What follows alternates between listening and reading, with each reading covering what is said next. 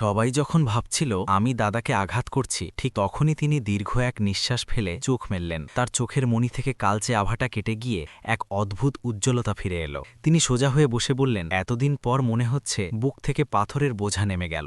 আমি আবার শ্বাস নিতে পারছি। বাবা, যাকে আমি বাবা হিসেবে চিনি না, অবাক হয়ে তাকিয়ে রইলেন। ষড়যন্ত্রের আজ আমি বুঝতে পারলাম এই পরিবারটি কোনো সাধারণ বিপদে নেই। কেউ একজন কৌশলে এই বাড়ির সবাইকে অশুভ শক্তি দিয়ে শেষ করে দিতে চাইছে। যে ছেলেটি আমার মতো দেখতে ছিল, সে হয়তো এই শক্তির ভয়েই পালিয়েছে, কিন্তু আমার শরীরে এমন এক বিশেষ ক্ষমতা আছে যা দিয়ে আমি এই অশুভ আত্মাকে ধ্বংস করতে পারি। শত্রুর উপস্থিতি। হঠাৎ দরজায় করাঘাত হলো। বাড়ির পুরনো তান্ত্রিক বা পারিবারিক ডাক্তার, যিনি আসলে এই সবকিছুর হোতা হতে পারেন, ভেতরে ঢুকলেন। আমাকে দেখে তার মুখ ফ্যাকাশে হয়ে গেল।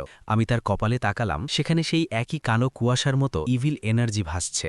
আমি মুচকি হেসে বললাম, পরের বার বিষ মাখানো শক্তির খেলাটা অন্য কারো সাথে খেলবেন। এখানে আপনার ডাল গলবে না। গল্পের মোড় যেভাবে ঘুরতে পারে। এক, আসল পরিচয়। আমি কি সত্যি ওই লোকের হারিয়ে যাওয়া ছেলে, নাকি কোনো আধ্যাত্মিক সংযোগে আমাদের চেহারা এক? দুই, প্রতিশোধ। যারা এই পরিবারকে ধ্বংস করতে চায়, তাদের আসল মুখোশ খুলে দেওয়া। তিন, শক্তির উৎস।